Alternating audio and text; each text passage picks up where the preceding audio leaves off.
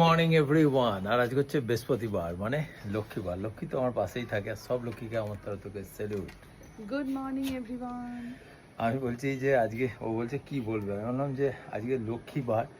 লক্ষ্মীকে তো সবসময় স্যালুট করি, কারণ এই গরমে তারা রান্না করছে, তারা ঘরের কাজ করছে, বিশাল টাফ, বিশাল টাফ।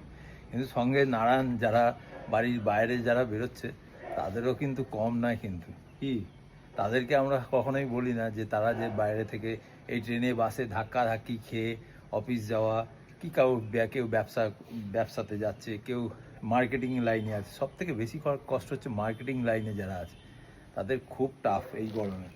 আর আমি জানি না তারা কিভাবে যে চালাচ্ছে, আমি হলে যাকগে। আর একটা কথা বলছি, আমাদের সামনে এক্সিবিশন আছে, তোমাদের আরেকবার মনে করে দিই। 6 তারিখ, 6 তারিখ 2টো থেকে 8টা। কোথায় আছে একটু বলে দাও।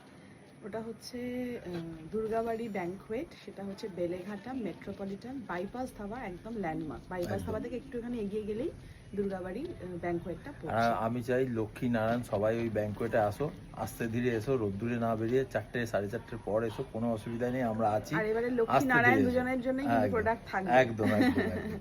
লক্ষ্মীরা প্রত্যেকবার এসে কেনাকাটি করে, নারায়ণ অনেকেই কমপ্লেন করে আমাদের জন্য কিছুই নেই, তো নারায়ণরাও এসো, সবার জন্যই থাকবে। একদম।